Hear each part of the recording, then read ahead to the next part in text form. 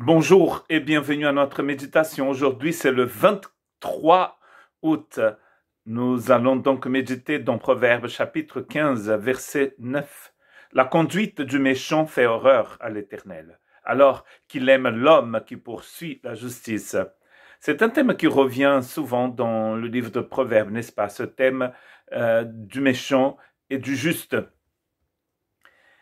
Le méchant ici, il est contrasté avec le juste, car la personne qui aime la justice, c'est cette personne qui marche comme Dieu marche.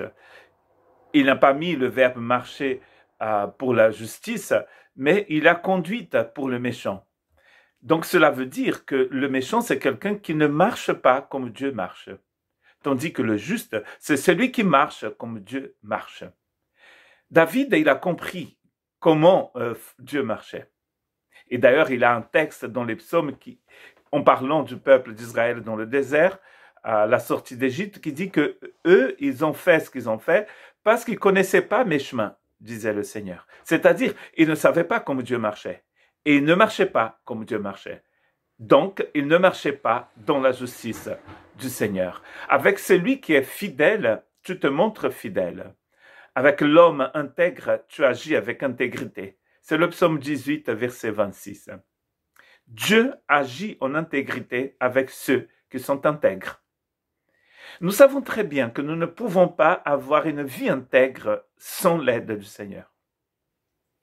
Quand on lit Jean chapitre 15, on comprend que ce que le texte dit ici est possible. Nous pouvons être fidèles et nous pouvons être intègres. Car Jésus nous a donné la formule qui marche. Dans Jean chapitre 15, dans le verset 4, il dit qu'il faut demeurer en lui.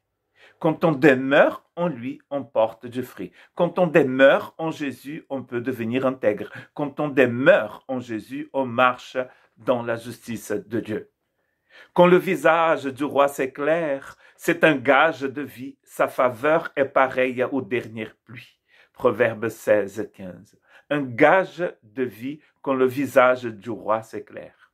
Le visage du roi, ici, le visage du Seigneur s'éclaire. Pour nous, cela est un gage de vie. Le contraire, c'est un gage de mort, n'est-ce pas? La faveur de ce roi est pareille aux dernières pluies. Je vis ici au Pays Basque où la pluie ne fait pas aussi défaut que dans ce pays où vivait la personne, Salomon qui a écrit ce texte. La pluie avait une importance, d'ailleurs nous savons que la pluie a une importance immense. S'il n'y a pas d'eau, il n'y a pas de vie. La faveur du Seigneur est comme cette pluie qui tombe du ciel et qui apporte et qui donne la vie, qui arrose le sol, la terre, qui va produire du fruit par la suite. Il nous a prédestinés à être enfants adoptifs par Jésus-Christ. C'est ce qu'il a voulu dans sa bienveillance pour que nous célébrions la gloire de sa grâce dont il nous a comblés dans le bien-aimé. Éphésiens 1, 5 et 6. Pour que nous célébrions à la gloire de sa grâce. Dieu a un plaisir immense en ses enfants. Et son grand désir, c'est de nous bénir, de déverser sur notre vie cette pluie, de sourire sur notre vie tous les jours.